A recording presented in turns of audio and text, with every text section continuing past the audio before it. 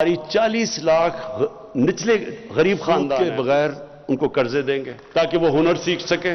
مل جائے گا health insurance قسط ہو جائے گی اور ان کا گھر اپنا ہو جائے گا. اللہ کے ترانے کے اوپر پھر ابرار جو ٹیلنٹ ہے ماشاءاللہ میں داد دینا چاہتا ہوں. بڑا آپ کو بجلی بھی مہنگی کرنی پڑے گی, آپ کو روپے کی قیمت گرانی پڑے گی, کو ٹیکس لگانے پڑیں گے. اس کے بعد 9/11 آیا جو سروے کیا ہے پاکستان میں تقریباً 100%, 108% ایک سال کے اندر بزنس کانفیڈنس اوپر گیا ہے کہ یعنی کہ پاکستان کے حالات بزنس کے لیے بہتر ہو گئے. جنہوں نے ہمارے ساتھ 3 سال گزارے ہیں میں آپ کا سب کا شکریہ ادا کرتا ہوں.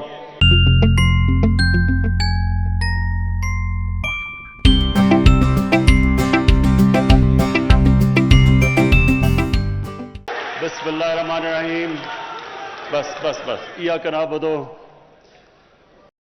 نستعین. سب سے پہلے میں سب کا شکریہ ادا کرنا چاہتا ہوں جنہوں نے آج یہ ہمارا جو 3 سال جو ہم آج 3 سال کی اپنی پرفارمنس لوگوں کے سامنے رکھ رہے ہیں. میں فواد چودھری آپ کا, سیف اللہ نیازی آپ کا اور فاروق حبیب سب کا, یوتھ ونگ سب کا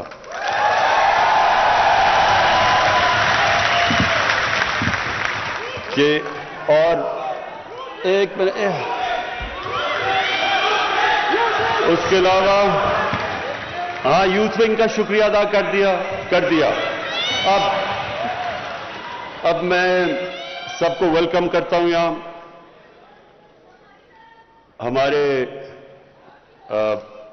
ہمارے منسٹرز صوبائی اور فیڈرل منسٹرز اور ابھی جو الیکٹ ہوئے ہیں آزاد کشمیر کے پریزیڈنٹ, وہ گلگت بلتستان کے چیف منسٹر, گورنرز, سب کو میں آج یہاں ویلکم کرتا ہوں. اچھا جی, اب میری یہاں ٹیم بیٹھی ہوئی ہے. میں ابھی فیصل جاوید کو دیکھ رہا تھا کہ یہ اتنا وہ دھرنا مس کرتا ہے کہ وہ جب مائک مل جائے وہ چھوڑتا ہی نہیں. اب مائک اس کو یاد آ جاتا ہے وہ. اور عمران اسماعیل اور پھر عطا اللہ خیل, عیسیٰ خیل بھی, کہ ہم نے ساری کیمپین کی, جو کیمپین ہماری تھی وہ ساری مجھے یاد ہے عیسیٰ عطا اللہ کے ترانے کے اوپر. اور پھر ابرار آپ کا بھی جو ٹیلنٹ ہے ماشاءاللہ میں داد دینا چاہتا ہوں. بڑا ورسٹائل ہے آپ کا ٹیلنٹ. اور اب مجھے سمجھ نہیں آ رہی کہ میں اپنے گورنر عمران اسماعیل کو کس طرح اس کو داد دوں, کیونکہ اس میں اب پتہ نہیں پوٹینشل یہ ترانوں کا زیادہ ہے یا اس کی گورنرشپ میں زیادہ ہے, لیکن اس کا زمان سب کو دینا چاہتا. اچھا جی, میں یہ 3 سالہ جو ہماری پرفارمنس ہے وہ آپ کے سامنے رکھنے سے پہلے میں ایک چیز, کیونکہ میں جو یوتھ ہے یہ ہمارا فیوچر ہے, ہماری زیادہ تر آبادی, ہماری آبادی یوتھ ہے, 30 سال کی عمر سے کم اکثریت ہے ہماری ملک میں. تو اس لیے یوتھ میں خواتین بھی شامل ہوتی ہیں, وہ علیحدہ نہیں ہے یوتھ سے.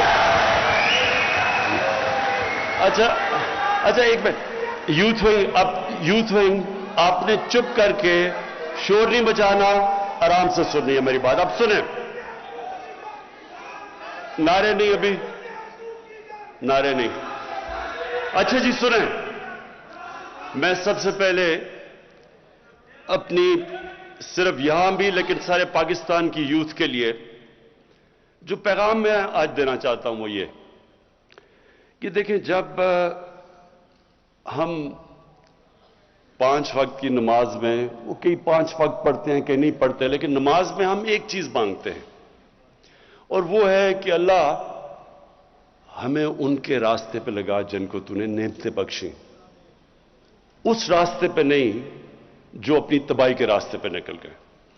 میں صرف چاہتا ہوں کہ اس کے اوپر غور کریں, کیونکہ جو زندگی کا فلسفہ ہے وہ اس چھوٹے سے آیت کے اندر ہے. اگر آپ اس کو سمجھ جائیں تو آپ کو سمجھ آ جائے گی کہ انسان عروج پہ کیسے جاتا ہے اور انسان اپنے آپ کو تباہ کیسے کرتا ہے. یہ صرف اسی میں ہے. اور اسی لیے اللہ نے ہر روز 5 وقت آپ کو صرف یہ کہا ہے مانگنے کے لیے کہ اللہ مجھے اس راستے پہ لگا، اس راستے پہ نہیں جو تباہی کا راستہ ہے، جو عروج کا راستہ ہے. اور وہ جو عروج کا راستہ ہے وہ کس کا راستہ ہے؟ وہ سب سے اللہ کے محبوب، سب سے عظیم انسان جو کبھی نہ اس طرح کا عظیم انسان آیا ہے اور نہ آئے گا، ہمارے نبی صلی اللہ علیہ وسلم. اب یہ سمجھنے کی بات ہے، جب اللہ ہمیں حکم دیتا ہے کہ ان کی زندگی سے سیکھو تو اللہ بے نیاز ہے. یہ صرف وہ ہماری بہتری کے لیے اللہ کہتا ہے. اگر ہم نے ایک عظیم انسان بننا ہے تو اللہ نے راستہ بتا دیا. اور اسی لیے یہ ضروری ہے کہ ہماری یوتھ کو، ہمارے بچوں کو، خاص طور پر آج کل کے زمانے میں بہت ضروری ہے اس چیز کا سمجھنا کہ ہم جب ان کے راستے پہ چلتے ہیں تو ہم اپنی عظمت کے راستے پہ جاتے ہیں. اور جب ابھی یہ ساری جو سٹرگل کی ویڈیوز دکھائی گئی ہیں کہ ہماری، اور واقعی بڑی لمبی سٹرگل ہے، 25 سال اور 22 سال پہلے اقتدار کے باہر، تو یہ میری انسپریشن کیا تھی سٹرگل کی؟ ایسے ایسے وقت تھے جب کہ 5-6 لوگ رہ گئے تھے جو ایکٹیو پارٹی میں رہ گئے تھے. ایک وقت ایسا تھا کہ پارٹی سکڑ کے 5-6 لوگوں کی رہ گئی تھی، باقی گھروں میں بیٹھ گئے تھے. اور اونچنی جاتی ہے، ہر تنظیم میں، انسان کی زندگی میں اونچنی چاہتی ہے. اور وہ جو برا وقت تھا، اور جب لوگ مذاق اڑاتے تھے، مجھے کئی لوگوں نے کہا کہ جی ہمیں شرم آتی ہے، ہم جب گھر جاتے ہیں ہمارا مذاق اڑتا ہے کہ آپ تحریک انصاف میں ہیں. کئی میرے اپنے، بلکہ یہاں بھی 1-2 بیٹھے ہوں گے جن کو یاد ہوگا کہ وہ جب گھر جاتے تھے تو ان کی بیوی کیا کہتی تھی جب وہ کہتے تھے میں تحریک انصاف میں ہوں. تو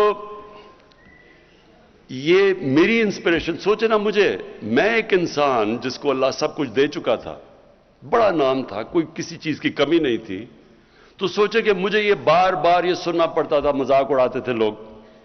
کئی لوگ ویسے ہی کرکٹ کے دنوں میں میرے خلاف ہوئے تھے کیونکہ وہ جیلسی ہوتی ہے، جو کامیاب انسان ہوتا ہے اسے لوگ جیلس ہوتے ہیں. تو وہ ان کو موقع مل گیا کہ اچھا جی اب تو یہ نیچے آیا تو اس کو برا بھلا کہو. دیکھیں، میں نے صرف ایک چیز میں دیکھتا تھا کہ ہمارے نبی صلی اللہ علیہ وسلم، انہوں نے بھی بڑا مشکل وقت گزارا. اللہ کے حبیب تھے، انسان جس کو سب سے زیادہ اللہ پسند کرتے تھے. تو اگر اللہ ان کو 13 سال ان کی زندگی اگر آپ سٹڈی کریں تو کتنے مشکل وقت سے وہ گزرے تھے. کوئی ضرورت نہیں تھی ان کو، کامیاب تھے، وہ خوش تھے، کامیاب بزنس مین تھے، تاجر تھے، کوئی ان کو ضرورت نہیں تھی. سارے یہ عزت کرتے تھے، صادق اور امین تھے، فیصلے کرانے کے لیے سارے ان کے پاس جاتے تھے.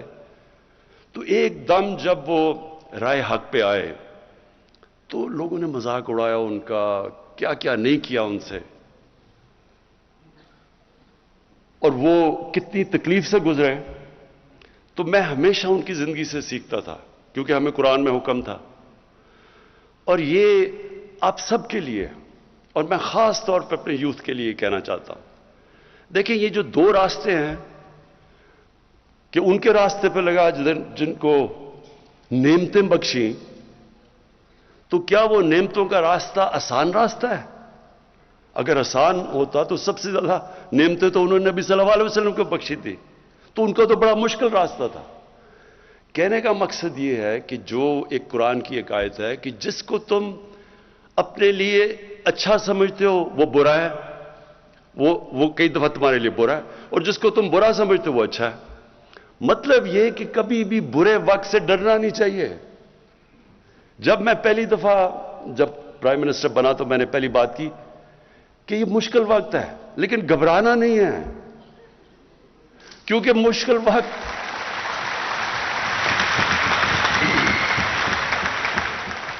کیونکہ میں نے تو اپنی ساری زندگی مشکل وقت دیکھے ہیں. جب آپ سپورٹس کھیل رہے ہیں اور اوپر کوشش کر رہے ہیں کہ سارے ملک میں ٹاپ 11 کھلاڑیوں میں آؤ، پھر دنیا کا مقابلہ کرو، تو وہاں تو اونچ نیچ ہوتی ہے، ہار جیت ہوتی ہے. کئی دفعہ لوگ تالیاں بجا رہے ہیں، وہی آپ گراؤنڈ میں جا رہے ہیں تو سارا اسٹیڈیم تالیاں بجا رہا ہے، اور وہ آپ 0 پہ آؤٹ ہو کے واپس آ رہے ہیں تو وہی 2 منٹ میں سوئچ کر کے آپ کو گالیاں نکال رہے ہیں، مذاق اڑا رہے ہیں آپ کا. تو یہ اونچ نیچ زندگی کا حصہ، اور جو سپورٹس ہیں یہ سب سے زیادہ آپ کو تیار کرتی ہیں سٹرگل کرنے کے لیے، کیونکہ مسلسل سٹرگل ہے، یا آپ ہار رہے ہیں یا جیت رہے ہیں. تو اس لیے جب پاکستان کے نوجوانوں یہ کبھی یہ نہ سمجھنا کہ زندگی آسانی سے ہو جائے گی. اگر آسان زندگی ہے تو اس کا مطلب کہ آپ زندگی میں آپ کی کوئی حیثیت نہیں ہے. جو بھی انسان رائے حق پہ کھڑا ہوتا ہے اس کو مشکلوں کا سامنا کرنا پڑتا ہے. جو بھی اللہ نے پیغمبر دنیا میں بھیجے وہ ساروں نے مشکلوں کا سامنا کیا، اور وہی آپ مانگتے ہیں وہ راستہ. لوگ چاہتے ہیں آسانیاں، لیکن راستہ مانگ رہے ہیں نعمتوں کا، جس کو اللہ نے نعمتیں بخشی ہیں. تو پہلے میں صرف آپ کو یہ تیاری کرنا چاہتا ہوں کہ دیکھیں، یہ کبھی نہ سمجھیں کہ جب مشکل وقت آتا تو رونا دھونا شروع کر دیں اور مشکل وقت آیا کیوں. وہ تو اللہ کا ایک نظام ہے، اونچ نہیں. اور جب مشکل وقت آتا ہے، اگر آپ مشکل وقت کو صحیح طرح سمجھ لیں اور اینالائز کر لیں تو وہی آپ کا عروج کا راستہ بن جاتا ہے. جب ایک کھلاڑی، میں جب کرکٹ کھیلتا تھا میرے سے زیادہ ٹیلنٹڈ کھلاڑی تھے، لیکن میں ان سے آگے کیوں نکل گیا؟ کیونکہ جب میرا مشکل وقت آتا تھا، میں فیل ہوتا تھا، تو میں اس کا پورا تجزیہ کرتا تھا. رات کو سوتا نہیں تھا جب تک میں نے یہ نہ سمجھ لیا ہو اپنی ذہن میں کہ کیا میں نے غلطیاں کی. غلطیاں جب میں ٹھیک کرتا تھا تو میں پہلے سے بہتر ہو جاتا تھا. اور یہی ہے ایک ہی طریقہ اوپر جانے کا. کوئی بھی دنیا میں کسی نے آج تک بڑا کام نہیں کیا جو فیل نہیں ہوا. یہ کوئی ناممکن ہے کہ کوئی اٹھ کے ایک دم سیدھا ایک پرچی پکڑ کے اور لیڈر بن جائے. ایسے نہیں ہو سکتا. آپ کو جب تک ایک مشکل سٹرگل سے آپ نہیں گزرتے، کسی چیز میں آپ بڑا کام نہیں کر سکتے. کوئی بھی لیڈر آج تک شارٹ کٹ لے کے نہیں بنا.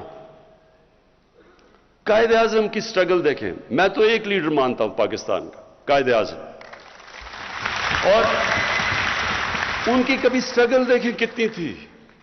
جس طرح انہوں نے سٹرگل کیا ہے، اور آخر میں جو بیماری کے اندر انہوں نے سٹرگل کیا ہے، اس لیے آج، اور اپنی ذات کے لیے نہیں کیا، ایک بڑے مقصد کے لیے کیا.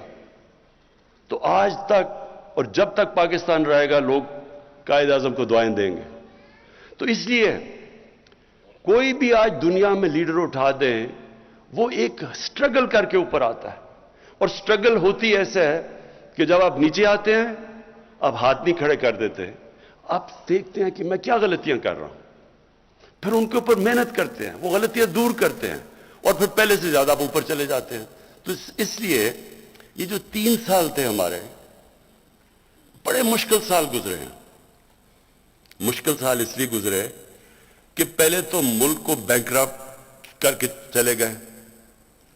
ملک میں جو ہمارے پاس پیسہ تھا، جو ہمارے ریزروز تھے، جو ہماری لائبلٹیز تھی، جو ہم نے باہر لوگوں کو قرضے لیے ہوئے تھے، پیسے دینے تھے، ہمارے پاس پیسے ہی نہیں تھے ان کو قسطیں واپس کرنے کی.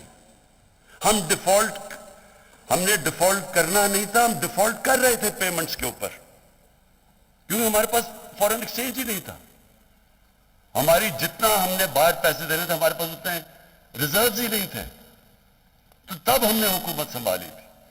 پاکستان کی تاریخ کا جو سب سے بڑا جس کو خسارہ کہتے ہیں، ڈیفیسٹ کرنٹ اکاؤنٹ کا، کہ ہمارے ملک میں کبھی اتنا بڑا، تقریباً 20 ارب ڈالر کا ڈیفیسٹ تھا. اتنا بڑا، یعنی کبھی اتنا بڑا ڈیفیسٹ نہیں آیا. اس کی وجہ سے ہمیں اگر یہ نہ مدد کرتے ہماری سعودی عربیہ، یو اے ای اور چائنا، اس وقت ہماری یہ نہ مدد کرتے تو یہ جو مہنگائی اور جو مشکل وقت گزری ہماری قوم، وہ کچھ بھی نہیں ہے جو ہم نے گرنا تھا کہ جس طرح روپے نے نیچے جانا تھا. کیونکہ اگر ہمیں پیسے نہ یہ باہر دیتے اس وقت مشکل وقت میں تو روپے نے گر جانا تھا اور نیچے. جب جتنا بھی روپیہ گرا اس سے بھی آپ سب کے سامنے ہے جو مہنگائی آئی پاکستان میں، کیونکہ جتنی چیزیں باہر سے آنی تھی، تیل، بجلی، اس کی وجہ سے افیکٹ، ساری چیزیں مہنگی ہو گئی. تو اس وقت ہمیں جو سامنا کرنا پڑا، ایک نئی ٹیم تھی، یا تو ہمیں تجربہ ہوتا، ہماری ٹیم بھی نئی تھی. اور اس کے بعد پھر ایک ایشو نہیں آیا، پہلے تو کرائسس آیا، اس کے مشکلوں سے آئی ایم ایف کے پاس جانا پڑا، پیسے نہیں تھے ہمارے پاس، مجبوری آئی ایم ایف کے پاس جانا پڑا. اور جب آئی ایم ایف کے پاس آپ جاتے ہیں تو جس طرح کوئی بھی جس سے آپ قرضہ لیتے ہیں وہ پوچھتا ہے کہ میرا پیسہ واپس کیسے کرو گے، اور وہ پھر شرائط لگا دیتا ہے کہ میرے پیسہ واپس کرنے کے لیے آپ کو بجلی بھی مہنگی کرنی پڑے گی کیونکہ بجلی میں خسارہ ہے، آپ کو روپے کی قیمت گرانی پڑے گی، آپ کو ٹیکس لگانے پڑیں گے. اور جب وہ آئی ایم ایف کی آپ شرائط پہ چلتے ہیں تو عوام کو تکلیف ہوتی ہے، عوام مشکل وقت سے گزرتی ہے. تو ہم اس مشکل وقت سے سال کے بعد نکل ہی رہے تھے کہ کرونا آ گیا. کرونا سے پہلے بھی ایک چیز ہوئی، پلوامہ آ گیا. وہ میں صرف پلوامہ میں اللہ نے ہمیں بڑی کامیابی دی، اور میں آج اپنی خاص طور پہ اپنی فوج کا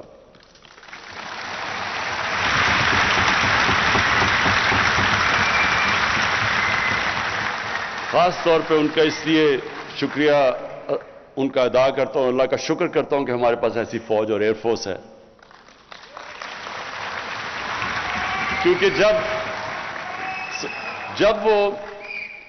جب وہ فیصلہ کرنا تھا، اور بڑا جب انہوں نے ہماری پاکستان میں آ کے رات کو وہ بمباری کی ان کے جہاز نے، تو اس وقت مجھے احساس ہوا کہ اگر ہمارے پاس اس طرح کی فوج نہ ہو جو ہمیں کانفیڈنس ہو کہ یہ ہمیں سیکیورٹی دے گی، تو کتنا ایک طاقتور، ایک بڑا ملک، 7 گنا زیادہ بڑا ملک، اس کے سامنے کیا کرے گی، ہماری عوام کیا کرے گی.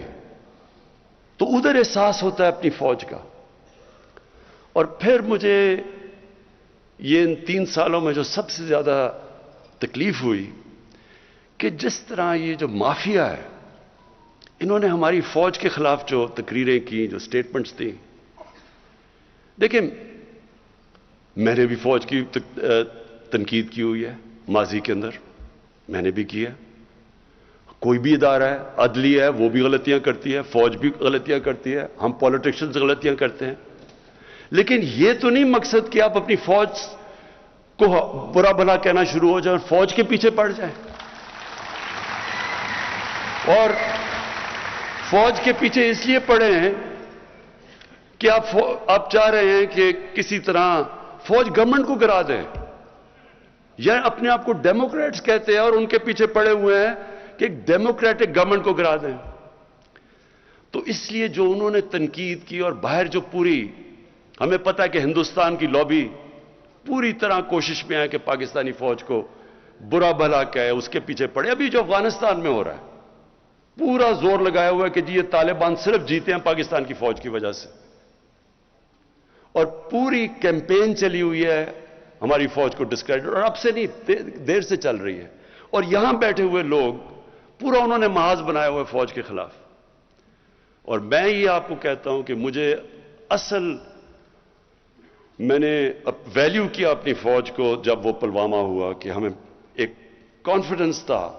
اس لیے ہم دلیری سے ان کو کہہ سکتے تھے، نریندر مودی کو، کہ اگر تم نے کچھ کیا تو ہم تمہیں واپس جواب دیں گے. اگر ہماری فوج اگر نہ ہوتا یہ، تو خود سوچ لے کہ میں نے پتہ نہیں کیا مشکل وقت گزرنا تھا. اچھا، اس کے بعد کرونا ہو گیا. اب کرونا کے اندر آپ لوگوں کو پوری طرح اندازہ نہیں ہے کہ وہ کتنا ہمارے لیے مشکل وقت تھا. ایک منٹ، बस एक अब आपने मुझे इंटरप्ट नहीं करना, ओके? साथ वालों ने पकड़ के उसको बाहर निकाल देना अगर किया। अच्छा सुना जरा,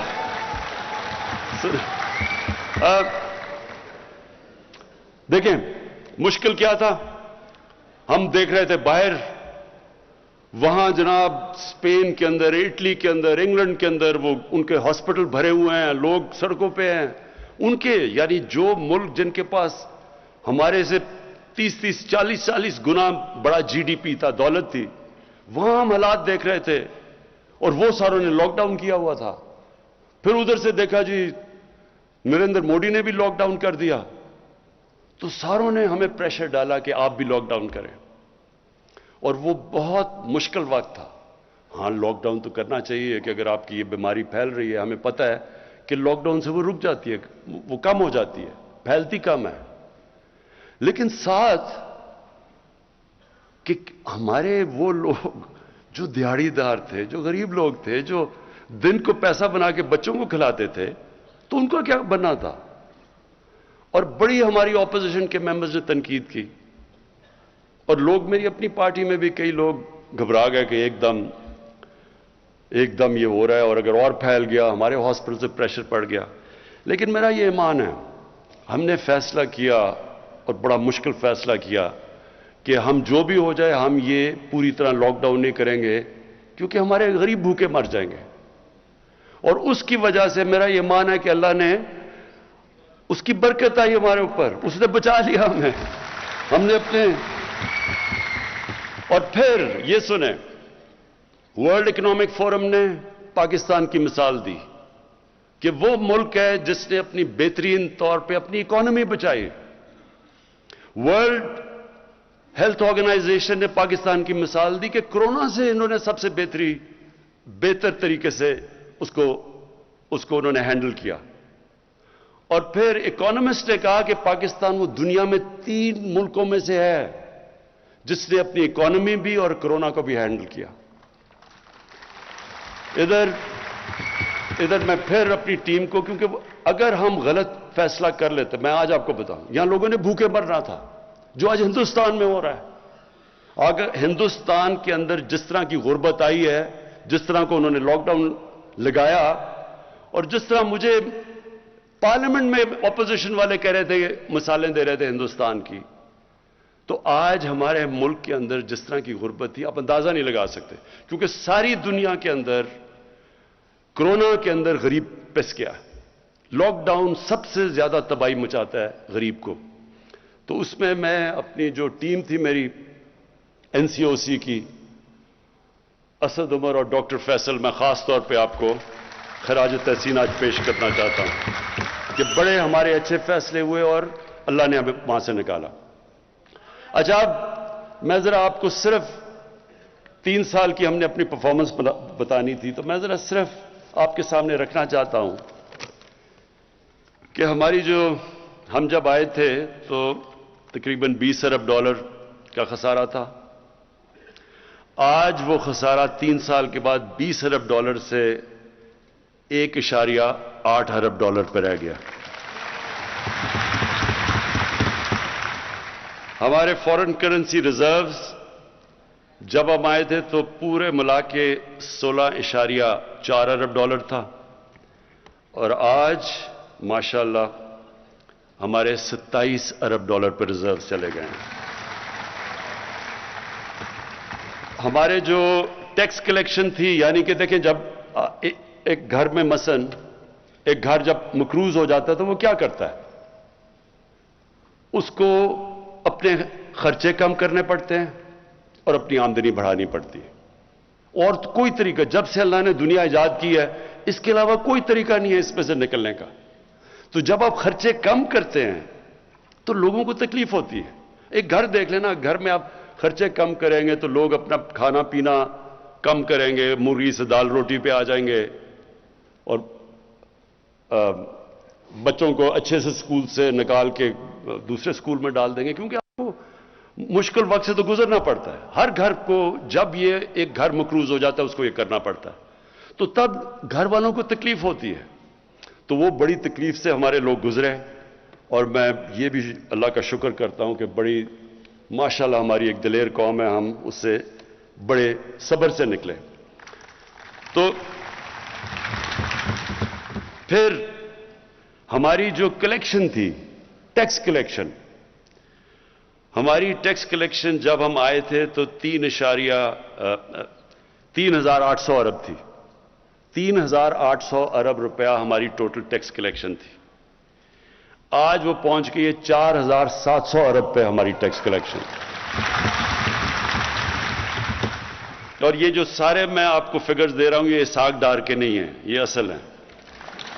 اس کے بعد ہماری جو ریمیٹنسز ہیں جو باہر سے، اور ہمیشہ یہ یاد رکھے آپ کا اس ملک کا سب سے بڑا اثاثہ بیرون ملک پاکستانی ہے، یہ سب سے بڑا ہمارا اثاثہ ہے۔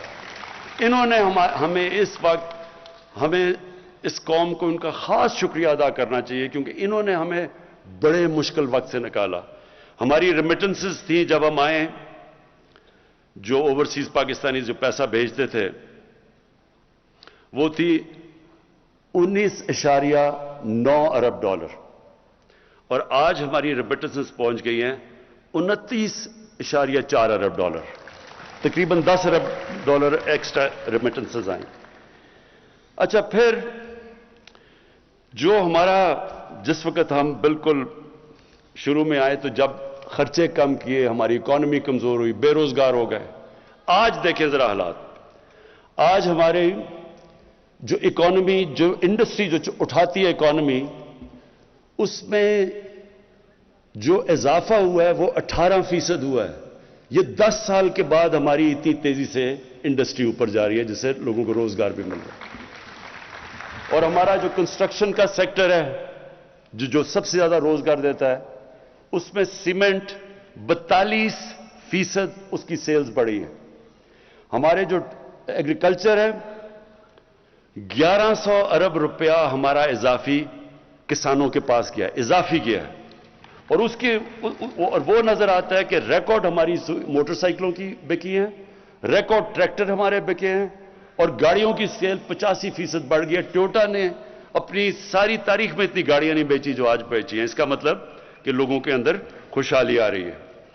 اور پھر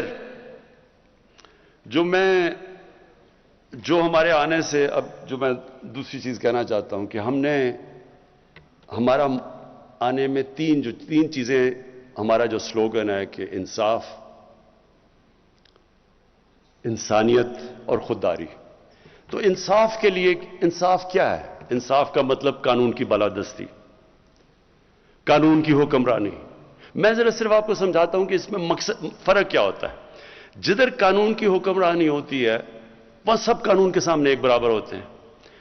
جب طاقت کی حکمرانی ہوتی ہے تو طاقتور کے لیے قانون اور کمزور کے لیے دوسرا۔ میں آپ کو ایک مثال دیتا ہوں جو پاکستان میں اگر آپ کو آسانی سے آپ سمجھ جائیں گے کہ اصل میں ہمارا ملک کا سب سے بڑا مسئلہ کیا رہا ہے، اور وہ ہے کہ یہاں رول آف لا، قانون کی حکمرانی نہیں ہوئی۔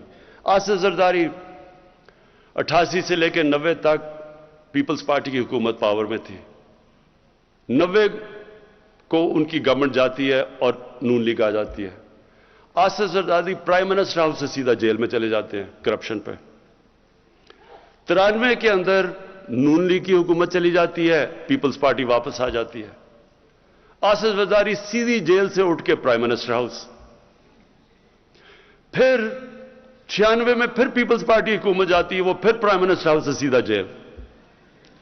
اس کا مطلب کیا کہ جب وہ طاقت میں ہیں تو پاکستان کا قانون ان کو نہیں پکڑ سکتا، وہ صرف جب اپوزیشن میں جاتے تھے تو قانون پکڑتا تھا۔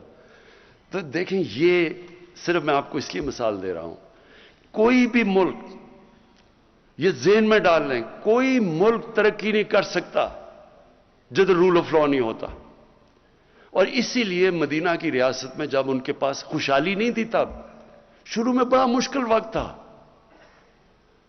شروع کے اندر تو پہلے 4-5 سال تو مشکل سے امت بچی تھی، جنگ خندق میں، جنگ احد میں مشکل سے بچے تھے، کھانا نہیں تھا، برے حالات تھے، لیکن قانون کی بالادستی قائم کی، قانون سے اوپر کوئی نہیں تھا۔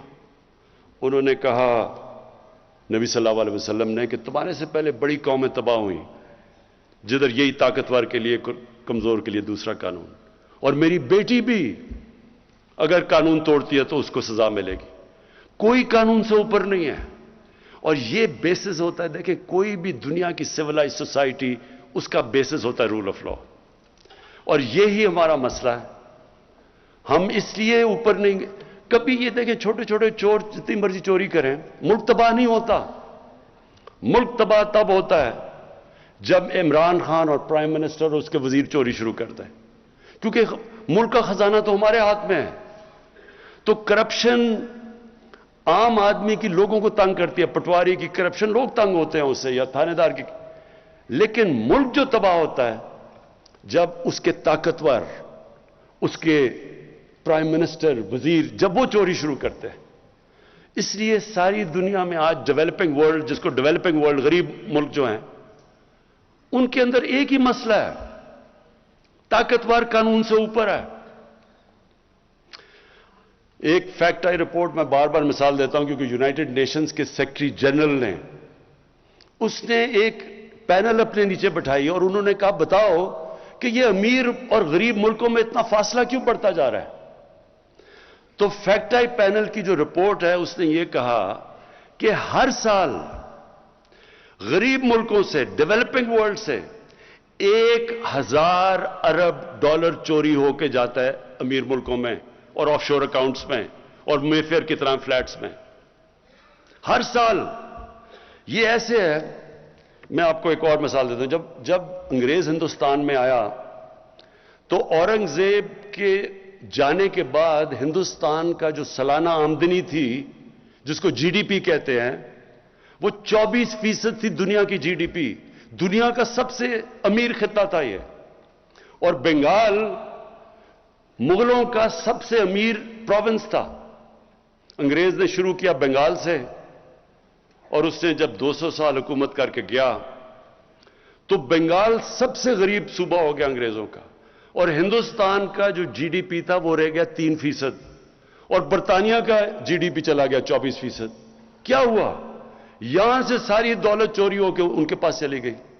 ये गरीब हो गया, वो अमीर हो गया। यही आज हो रहा है दुनिया में। डेवलपिंग वर्ल्ड क्यों फासले बढ़ते जा रहे हैं? अमीर गरीब के फासले बढ़ते जा रहे हैं, अमीर और गरीब मुल्कों को, क्योंकि वहां से, क्योंकि उनके पास कानून की हुक्मरानी नहीं है, वहां का पैसा चोरी होकर उनके मुल्कों से बाहर जा रहा है।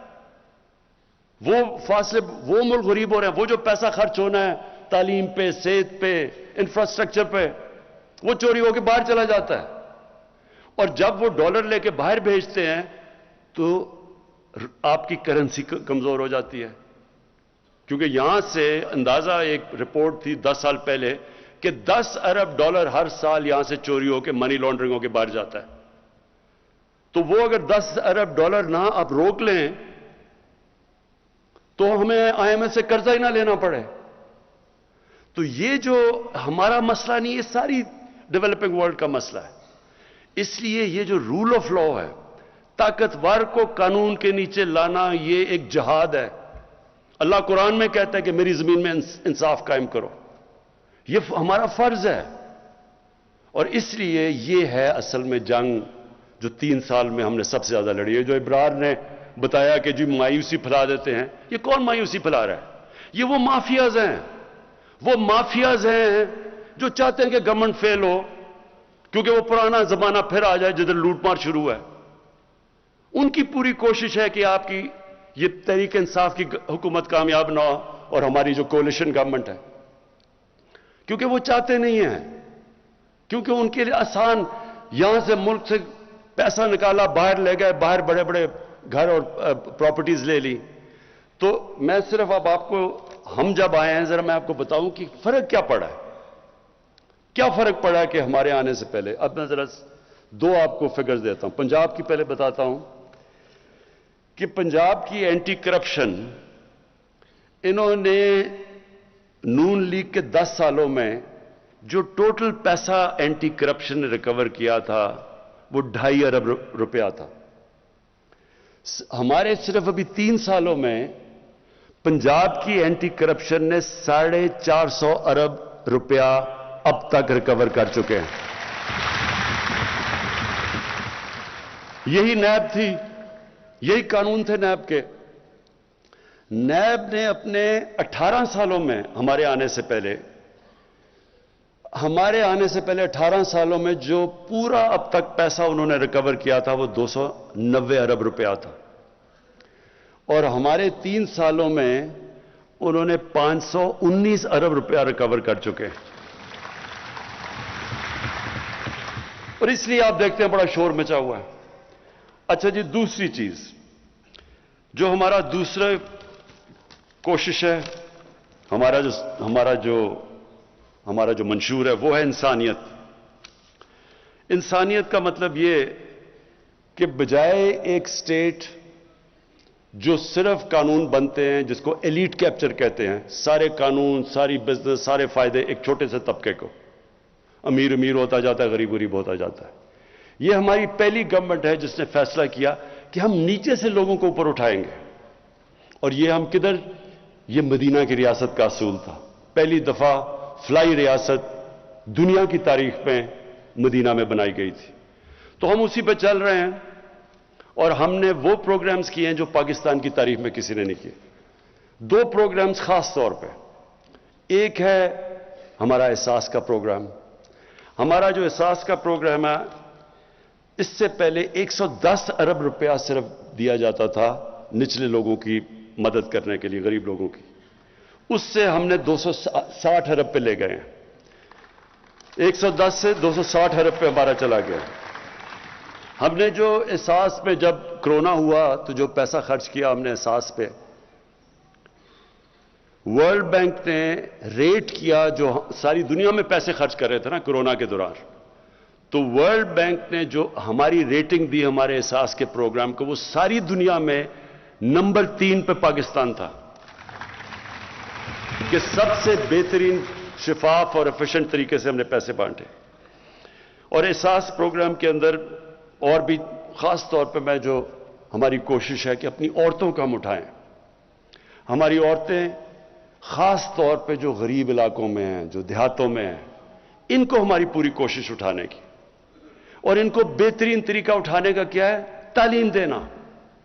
एहसास प्रोग्राम के अंदर हमने जो स्कूलों के अंदर स्कॉलरशिप्स रखी हैं बच्चियों के लिए, वो बच्चों से ज्यादा है, लड़कों से ज्यादा है। और जो हमने अंडर ग्रेजुएट स्कॉलरशिप्स दिए हैं, वो औरतों को भी 50% है और लड़कों को भी, स्टूडेंट्स को भी, मेल को भी 50% है। कोशिश क्या है? देखिए, मैं ये टीवी प्रोग्राम देखता हूं, ये आजकल ये जो अफगानिस्तान के ऊपर प्रोग्राम्स हो रहे हैं, यूरोप, सारी दुनिया मगरब में, कि जी वो अफगानिस्तान की औरतों की बड़ी बुरी, उनको सबको फिक्र पड़ी अफगानिस्तान की औरतों की। वो जी पता नहीं तालिबान क्या कर देंगे औरतों को। कभी दुनिया की तारीख में कभी किसी ने बाहर से आके किसी मुल्क की औरतों को हुकूक दिलवाए आज तक? कभी कोई दिलवा सका है? मुझे एक दुनिया में, मैं एक तारीख का तालिब इल्म हूं, मुझे कोई दुनिया में यह बता दे कि जी बाहर से किसी ने मुल्क में आके तो किसी और मुल्क की औरतों को हुकूक दिलवा दिए। औरतें खुद हुकूक दिलवाती हैं। हमारी औरतों में ताकत है अपने आप को, अपने हुकूक लेने के लिए। हमने सिर्फ उनको तालीम देनी है, हमने एम्पावर करना तालीम दे के। औरतें खुद अपने हुकूक, जो इंग्लैंड में या हुकूक या जो वेस्ट में दिलवाए थे, वो क्या किसी ने फतह करके दिलवाए थे उनको हुकूक? उनकी अपनी मूवमेंट थी, औरतों की मूवमेंट थी, सफरेजेट्स थी, उन्होंने बड़ी मेहनत करके अपने हुकूक लिए हैं। तो हमारी औरतों के पास, हमने सिर्फ उनको तालीम देनी है, और इसके ऊपर हमारी गवर्नमेंट का सबसे ज्यादा जोर है। उसके अलावा भी हमने इनकी कई चीजें जो गरीब इलाकों में औरतें, उनके लिए मुश्किल है। मसलन हमने एक सक्सेशन सर्टिफिकेट्स निकाले हैं। अब बचाए औरतें, बड़ा मुश्किल होता था उनको जाके सक्सेशन सर्टिफिकेट्स को जाके वेरीफाई करना, तो अब वो सिर्फ नादरा ऑफिस में जाएं और वो आराम से उनके लिए हो जाते हैं। और इसका सबसे बड़ा फायदा ये है कि जो इनहेरिटेंस लॉज है, औरतों की जो जायदाद मिलनी चाहिए, वो भी पहली दफा हम अब इंश्योर कर रहे हैं, क्योंकि औरतों को जायदाद में हिस्सा नहीं मिलता। वो भी इंशाल्लाह हम पूरी तरह उस पर जोर लगा रहे हैं। अच्छा जी, अब جو سب سے بڑا ہمارا اس کے ساتھ ساتھ احساس کے ساتھ پروگرام چلنے والا ہے وہ کامیاب پاکستان ہے. اس کی ہم پوری ڈیٹیلز کام کر رہے ہیں. بہت بڑا پروگرام ہے. اس میں جو ہماری 40 لاکھ نچلے غریب خاندان ہیں ان کے لیے ہم 4 چیزیں کرنے لگے ہیں. سب سے پہلے ان کو قرضے، سود کے بغیر ان کو قرضے دیں گے. ہر غریب خاندان میں، یہ 40 لاکھ غریب خاندان ہیں سب سے نیچے، ہر غریب خاندان کو ان میں سے ایک فرد کو سود کے بغیر قرضہ. اس کے بعد ایک فرد کو ٹیکنیکل ایجوکیشن تاکہ وہ ہنر سیکھ سکے. ہیلتھ کارڈ، ہیلتھ انشورنس، یعنی کہ ایک غریب گھر میں، وہ تو ہم پنجاب میں پختونخوا میں تو وہ کر چکے ہیں، پنجاب میں انشاءاللہ سال کے اینڈ تک سب کو ہیلتھ کارڈ مل جائے گا، ہیلتھ انشورنس.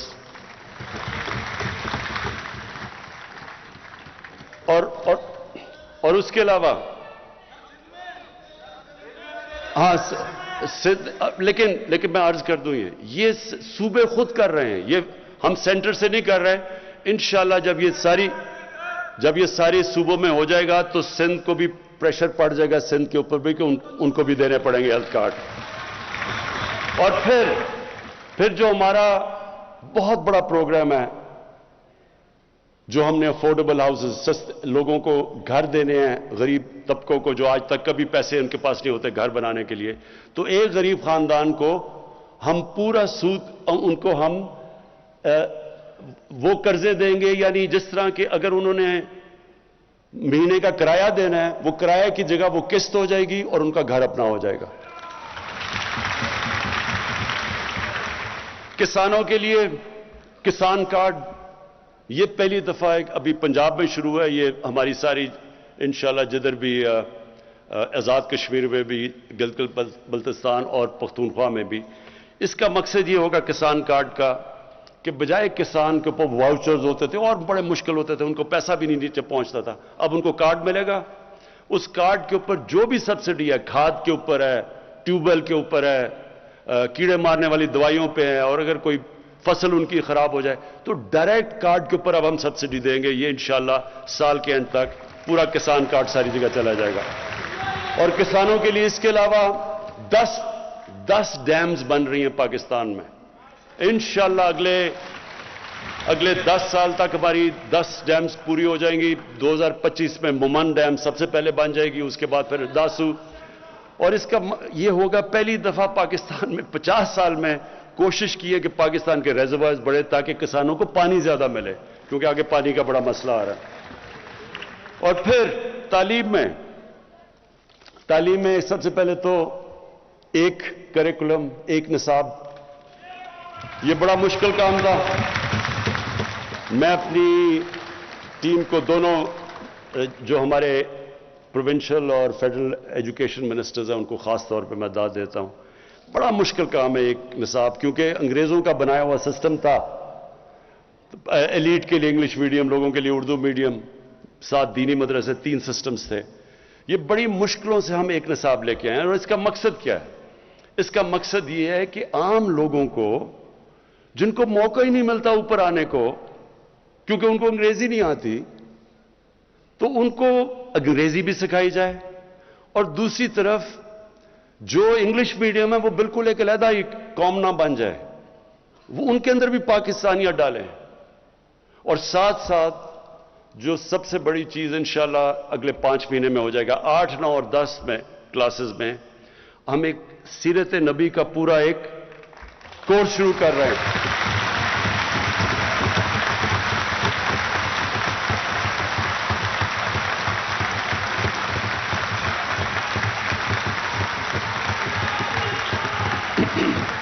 یہ اس لیے ضروری، یہ میں اس لیے سمجھتا ہوں کہ آج جتنا یہ ضروری ہے، کبھی مسلمانوں کی تاریخ میں کبھی یہ ضروری نہیں تھا. ضروری تو خیر ہمیشہ تھا، جس طرح میں نے شروع میں کہا کہ کوئی اس قرآن میں جب انہوں نے ان کو رول ماڈل بنا دیا ہماری بہتری کے لیے، جو ان کو فالو کرے گا وہ اوپر چلا جائے گا. جو مدینہ کی ریاست کے اصولوں پہ قوم کھڑی ہوگی وہ اوپر چلی جائے گی. یہ تو اللہ نے اس لیے ہمیں उनकी सुन्नत पे चलने को कहा है, लेकिन मुझे एहसास हुआ कि हमारे बच्चों को समझ ही नहीं है। ना कुरान पढ़ लेते हैं लेकिन कुरान की उनको समझ नहीं है, लेकिन उनकी जिंदगी वो आसान है बच्चों के लिए समझना, वो तो एक तारीख का हिस्सा है और उससे कैरेक्टर बिल्डिंग हो। मैं फिर से कहता हूं, जब मैंने जो चीजें आजकल देख रहा हूं, ये मोबाइल फोन के बड़े फायदे हैं, टेक्नोलॉजी है, बच्चे कई चीजें अब सीख जाते हैं, नॉलेज वो मिल जाती है जो कभी पहले नहीं थी, लेकिन इसके एक नेगेटिव साइड है। बच्चों को वो मटेरियल अब मोबाइल फोन पे मिल रहा है कि उनके लिए हैंडल करना आसान नहीं है और इसके बड़े असरात आ रहे हैं हमारी सोसाइटी के ऊपर। मैं जब से आया हूं, मैंने जब आईजी से मिलता हूं और उनसे मैं पूछता हूं कि क्राइम की मुझे बताएं कि कौन कौन सी क्राइम बढ़ रही है। सबसे तेजी से क्राइम बढ़ रही है पाकिस्तान में सेक्स की क्राइम, बच्चों से ज्यादतियां, रेप, ये बड़ी तेजी से बढ़ रही है। और फिर जो मैंने ये जो मीनार पाकिस्तान में देखा, ये हम सब के लिए, ये हम सारी कौम के लिए इससे ज्यादा शर्मनाक चीज नहीं हो सकती। तो इसलिए और भी जरूरी है आज कि हम अपने बच्चों की तरबियत करें, उनकी कैरेक्टर बिल्डिंग करें, उनको टेक्नोलॉजी भी सिखाएं, लेकिन उनके कैरेक्टर उनको बताएं तो सही कि इंसान होता क्या है। इंसान सिर्फ रोबोट नहीं है जो सिर्फ टेक्नोलॉजी पे चलता है। इंसान में इंसानियत तब आती है जब उसको पता तो चले कि मैं अच्छे बुरे की तमीज क्या है, मैं दुनिया में किस लिए आया हूं, मेरा हिसाब लिया जाएगा। इंसान में ईमान आता है, ये नहीं आता, ये तो अल्लाह का फैसला है, लेकिन हमारा काम है उनको तरबियत देना, अपने बच्चों को उनको एक किस्म के उनको हथियार देना तरबियत से, ताकि वो मुकाबला कर सके कि ये बिल्कुल एक नई किस्म की उनके लिए इंफॉर्मेशन आ रही है। ये बहुत जरूरी है, क्योंकि अगर इस वक्त मैं जो अभी इब्रार ने बिल्कुल ठीक बात की कि जिस तरह की इस वक्त इंफॉर्मेशन आ रही है, ये बिल्कुल हमारे दीन से भी बच्चों को दूर लेके जा रही है, हमारे कल्चर से, हमारी पाकिस्तानियत से। तो इसलिए इंशाअल्लाह ये जो हमारी कोशिश है अब कि सारे बच्चों को हम 8, 9 और 10 के अंदर जो भी बच्चा है जिस मर्जी स्कूल में, इंग्लिश मीडियम, उर्दू मीडियम, सबको सीरत नबी के ऊपर पूरा सही सिखाया जाएगा। और फिर ये जो हमारी पूरी कोशिश है कि जो हमारे इलाके पीछे रह गए हैं, बलूचिस्तान पीछे रह गया, हमारा कबायली इलाका जो पुराना कबायली इलाका था वो पीछे रह गया, वहां भी गुर्बत है, पढ़ाई वहां भी कम है। तो उन सारे इलाकों के लिए हमने स्पेशल पैकेजेस दिए। बलूचिस्तान में हमारी गवर्नमेंट नहीं है, सिंध में हमारी गवर्नमेंट नहीं है, लेकिन हमने सिर्फ गुर्बत के ऊपर स्पेशल पैकेजेस दिए हैं। हमने 14 सिंध की डिस्ट्रिक्ट्स, 9 बलूचिस्तान की डिस्ट्रिक्ट्स और गिलगित बल्तिस्तान, उनके लिए हमने 1300 अरब रुपया हमने एलोकेट किया है इनको उठाने के लिए।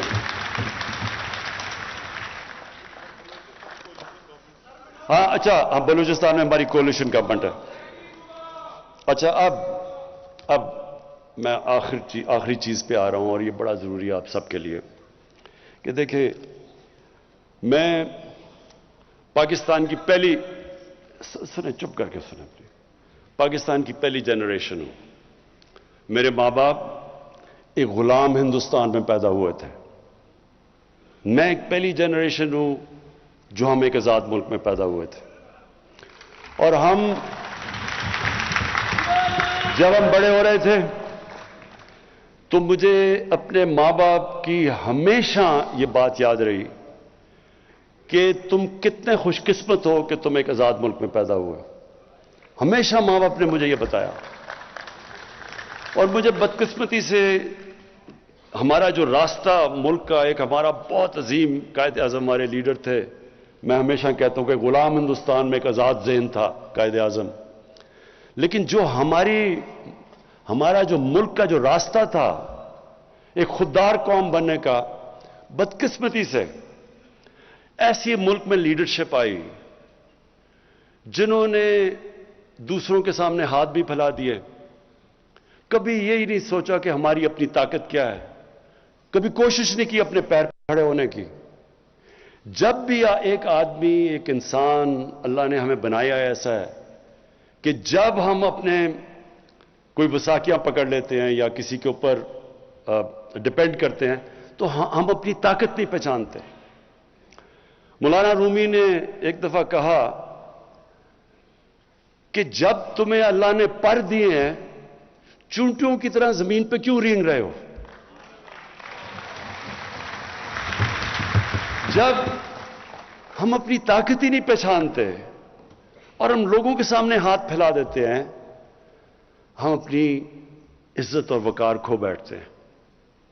कभी कोई इंसान किसी दूसरे इंसान की इज्जत नहीं करता जो दूसरे इंसान के सामने हाथ फैलाता है।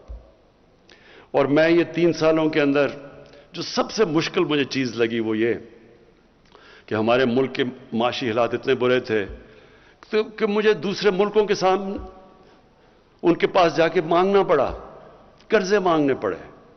और मैं आपको यकीन दिलाता हूं ये सबसे मुश्किल चीज है, क्योंकि जो मर्जी आप कर लें, जी मेरा दोस्त है, आप दोस्त तो छोड़ें, आप अपने मां बाप से भी तीसरी दफा पैसे मांगने जाएं तो देखिए मां बाप भी थोड़े बदल जाते हैं आपकी तरफ, आपके भाई बहन बदल जाते हैं।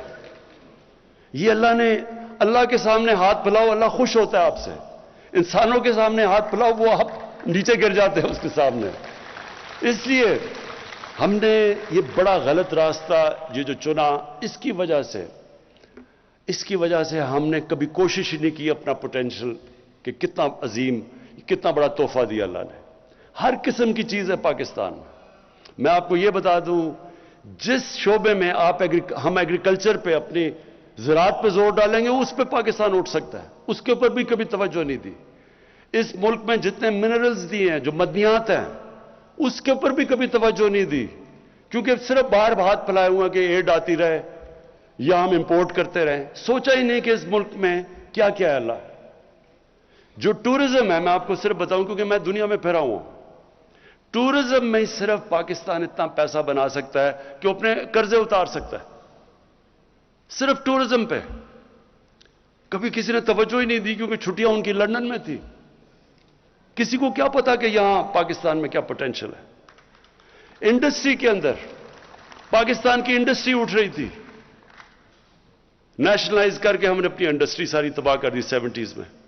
हमारे बैंकर्स दुनिया के अंदर, BCCI दुनिया के अंदर 14-15 नंबर पर बैंक पहुंच गया था, यहीं से लोग उठे हुए थे। लेकिन आहिस्ता आहिस्ता आहिस्ता आहिस्ता यहां पहुंच गए कि आप सोचें कि 22 करोड़ का मुल्क है और हमारी एक्सपोर्ट्स देख लें।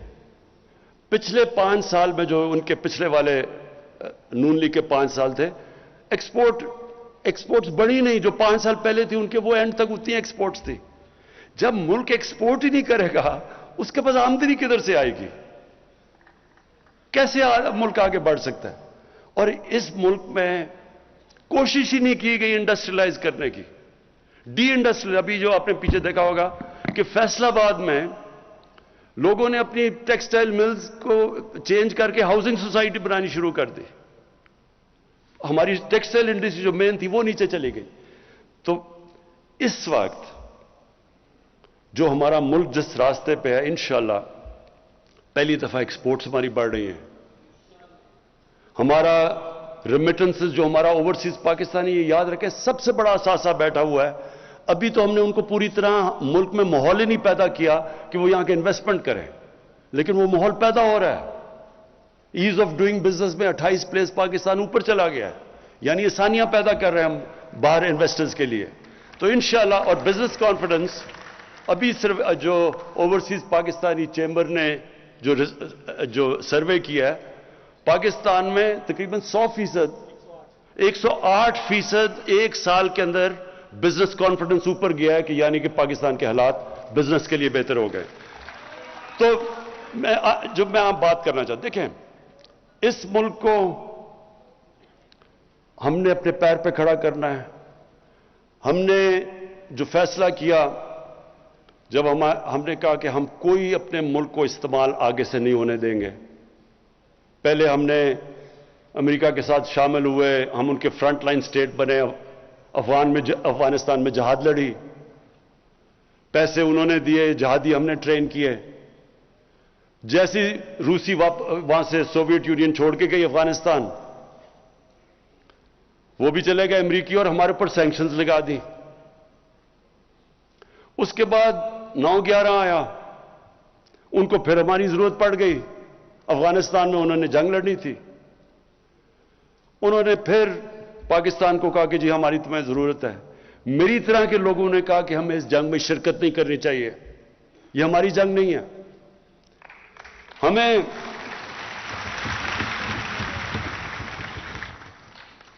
تو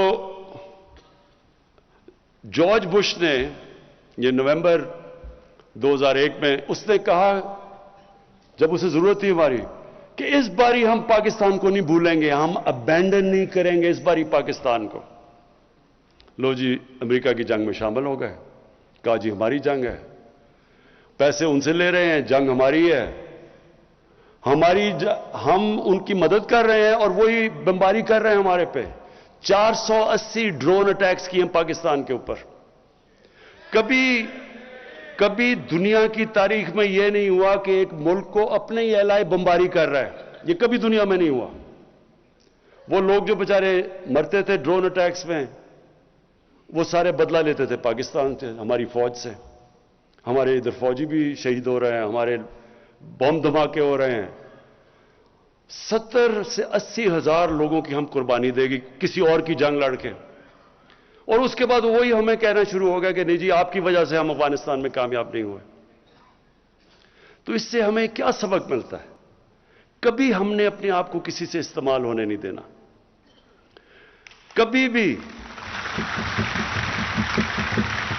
کبھی ہم نے اپنے لوگوں کو اس طرح نہیں ہم نے قربان ہونے دینا کسی اور کے لیے, کیونکہ انہوں نے تو کچھ نہیں اپریشیٹ کیا.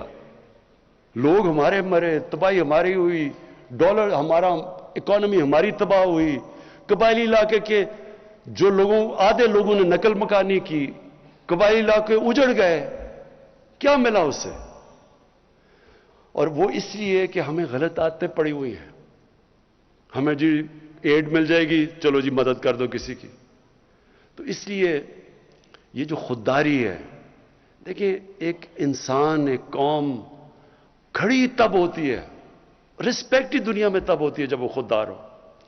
تو ہماری فورن پالیسی اب ایسی ہے کہ ہم نے کوئی کسی کے ساتھ, ہم نے امن میں شرکت کریں گے, کسی کی جنگ میں ہم نے شرکت نہیں کرنی.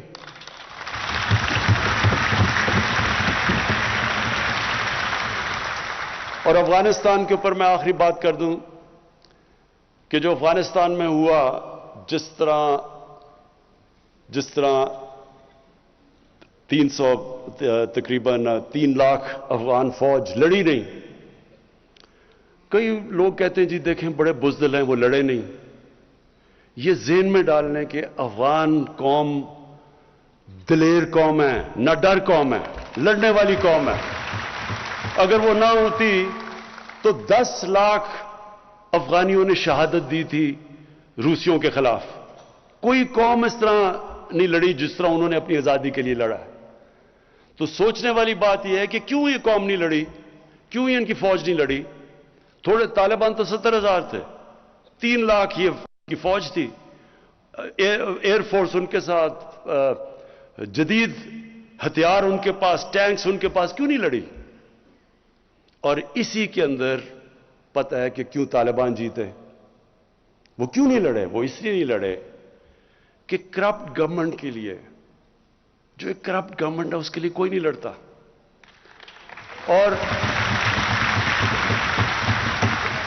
اور دوسری چیز, افغانیوں کی ایک سائیکی ہے, وہ ہمیشہ جو باہر سے آتا ہے, جو ان کے اوپر فتح کرنے کی کوشش کرتا ہے, وہ قوم ان کے اگینسٹ کھڑی ہو جاتی ہے. وہ اپنی آزادی کے لیے لڑتے ہیں.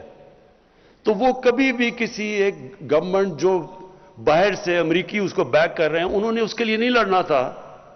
جس طرح سوویت یونین, انہوں نے جب پوری کوشش کی افغانستان پہ قبضہ کرنے کے لیے, وہ فیل ہو گئے, اس لیے کہ وہ لوگ آزادی چاہتے ہیں. اور اب جو حالات ہیں افغانستان میں، ہماری پوری کوشش ہونی چاہیے، اور میں دنیا کی کمیونٹی کو کہتا ہوں، پوری کوشش ہونی چاہیے کہ افغانستان کی اس وقت ان کی گورنمنٹ کی مدد کریں. جو طالبان ہیں انہوں نے کیا چیزیں کہی ہیں؟ انہوں نے کہا کہ ہم سب کو شامل کریں گے. یہ بڑی زبردست چیز ہے. یہی تو چاہ رہے تھے دعا کے اندر جو ٹاکس تھی، اس میں کیا چاہ رہے تھے طالبان سے کہ انکلوسیو گورنمنٹ ہو. وہ مان گئے ہیں. ہیومن رائٹس ہے، وہ کہتے ہیں ہاں ہیومن رائٹس. ایمنسٹی انہوں نے سب کو معاف کر دیا ہے، اور انہوں نے کہا کہ ہم اپنی زمین استعمال نہیں ہونے دیں گے دہشت گردی کے لیے. یہی دنیا چاہتی تھی. تو جب انہوں نے یہ کہہ دیا ہے تو یہ کیا مطلب کہ نہیں جی وہ آگے پتہ نہیں اپنی زبان پہ کھڑے ہوں گے یا نہیں ہوں گے؟ بھئی جب نہیں ہوں گے تب دیکھیں. ابھی کیوں شروع ہو گئے ہیں؟ ابھی تو آپ کریں ان کی مدد تاکہ وہ افغانستان میں امن ہو. سب سے زیادہ دنیا کو کیا کرنا چاہیے؟ پوری کوشش کرنی چاہیے کہ افغانستان میں امن ہو. 40 سال سے وہاں انتشار ہے. ان کے لوگوں نے کتنی مشکلوں کا سامنا کیا ہے. اب وقت آ گیا کہ دنیا مدد کرے امن لانے کے لیے وہاں، اور وہ کوشش کرے. اگر طالبان کوشش کر رہے ہیں سب کو شامل کر کے وہ امن کی بات کر رہے ہیں تو ان کی مدد کریں. میں اپنی ٹیم کو اس کا شکریہ ادا کرتا ہوں.